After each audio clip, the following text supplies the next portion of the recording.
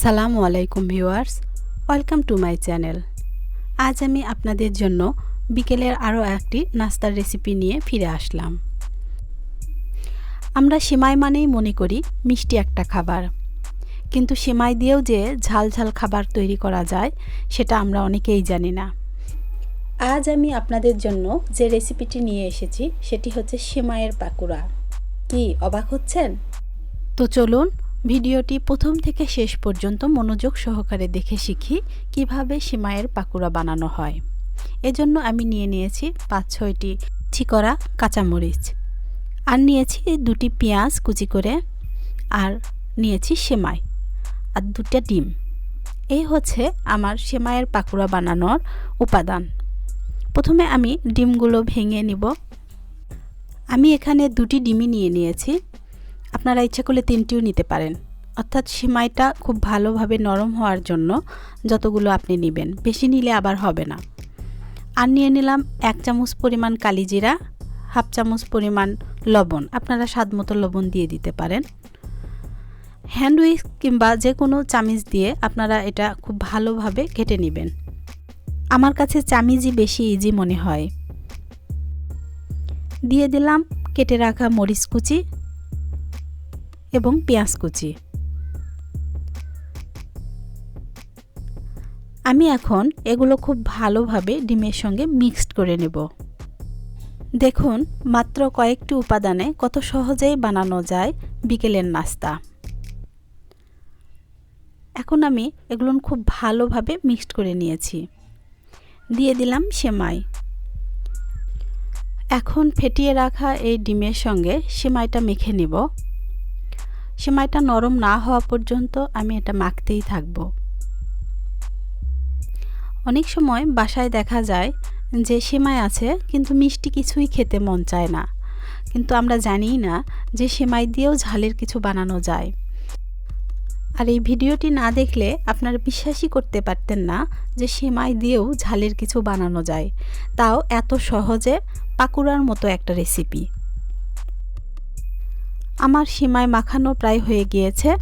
আমি এখন এটা হাত দিয়ে বল বল করে দেখে নেব যে বল হচ্ছে কিনা। যেহেতু বল হচ্ছে তাই আমার পাকুড়া বানানোর জন্য এটা রেডি।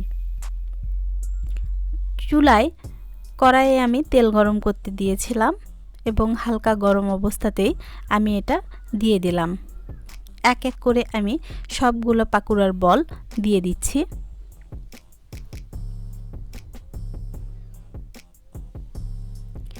এটা আমি হালকা হিটে ভেজে নিব। মিডিয়াম হিটে ভাজার কারণ হচ্ছে এটাতে ডিম থাকে এবং সেমাইটা ভাজা অবস্থায় থাকে।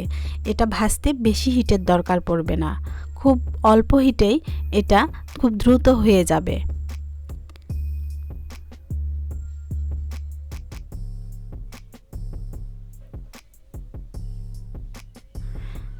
ডিম থাকার জন্য এটা তেলের উপর বাবল ক্রিয়েট করছে।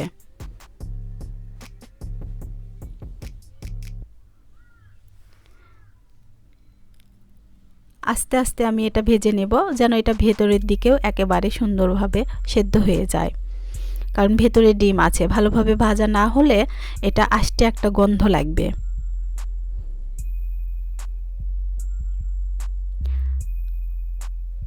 সুন্দর একটা গাঢ় বাদামি কালার চলে এসেছে এবং আমার পাকুড়া খাওয়ার জন্য রেডি হয়ে গেছে।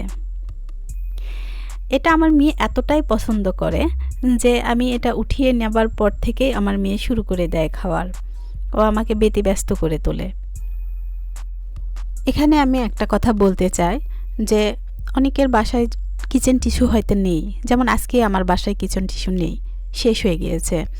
আমি এখানে কিচেন টিস্যুর পরিবর্তে নিয়েছি আমার মেয়ের লেখার খাতার পৃষ্ঠা, এবং এটা কিচেন টিস্যুর কাজ অনেকটাই করে দেয়। তেলটাকে এটা খুব ভালোভাবে অ্যাবজর্ব করে নেয়। আমার বাকি পাকোড়াগুলোও ভাজা হয়ে গিয়েছে। এটা আমি এখন খাবারের জন্য রেডি করব। এজন্য এই পাকুড়াতে আমি এখন দিয়ে দিব আমার চাটনি মশলাগুলো। মশলা দিয়ে খুব ভালোভাবে নেড়েচেড়ে সস দিয়ে এটা আমি পরিবেশন করব। তো যাই হোক, পরিবেশন করা পর্যন্ত আমার মেয়ে এক এক করে অলরেডি খাওয়া শুরু করে দিয়েছে। তো বন্ধুরা, যদি আপনাদের ভালো লেগে থাকে তবে অবশ্যই আমাকে সেটা লাইক দিয়ে একটা কমেন্টের মাধ্যমে জানাবেন। আর এরকম নিত্য নতুন ভিডিও পেতে অবশ্যই আমার চ্যানেলটি সাবস্ক্রাইব করে অল নোটিফিকেশন বেল আইকনটি ক্লিক করবেন, যেন আমার এরকম নতুন নতুন ভিডিও আপলোড করা মাত্র আপনাদের কাছে পৌঁছে যায়। শুধু বিকেলের নাস্তাতেই নয়, বাচ্চাদের টিফিনে কিংবা আত্মীয় স্বজন আসলে দেখা যাচ্ছে অনেক সময় সেমাই আছে কিন্তু চিনি নেই কিংবা দুধ নেই। তো চিন্তা কি, পেঁয়াজ মরিচ তো আছে, ডিম তো আছে, বেনে দেওয়া যাবে এরকম পাকুড়া। আল্লাহ হাফেজ।